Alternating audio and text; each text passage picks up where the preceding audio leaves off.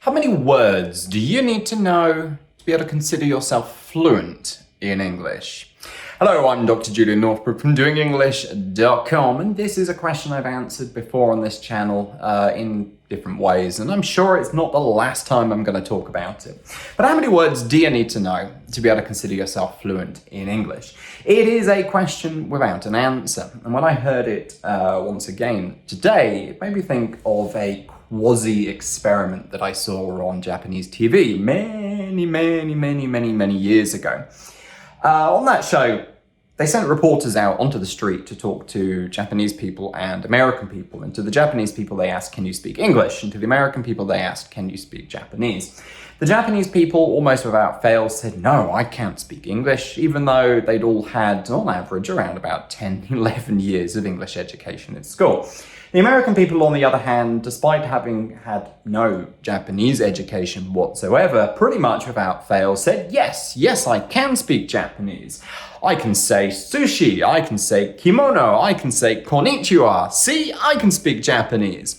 And yeah, the whole thing was really more about the perceptions towards what it means to be able to speak a language or not, and it's very extreme. But the point is, if the only thing you need to be able to do in Japan is get some sushi, knowing the word sushi allows for a fairly fluent conversation. Another good example would be that if you're walking down the street and somebody says to you, hello, and you say back, hello, well, you've just had a very fluent conversation whilst knowing one single word. Of course, if you are, say, for example, a sales rep for an international company and you have to join meetings to talk about your service, your product, the benefits, and how you can help your potential clients, yeah, you're gonna need a little bit more vocabulary than just being able to say hello.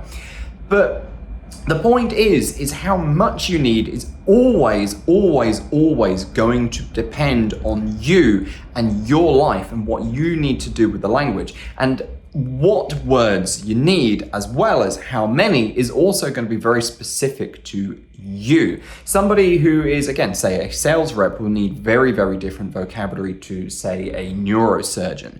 It's just a totally different thing, and it's different language and different words that come with it. So questions like, how many words do I need to know before I can consider myself fluent?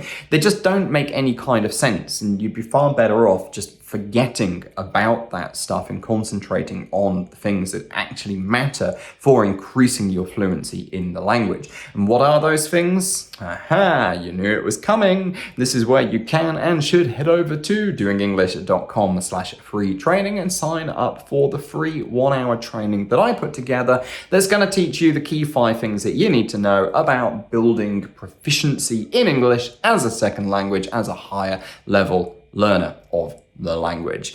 Right, this is me, Julian Northbrook, signing out from this video. I've got to be honest, it has been a long day, hence the pretty quick and dirty one today. See you tomorrow, guys. Bye-bye.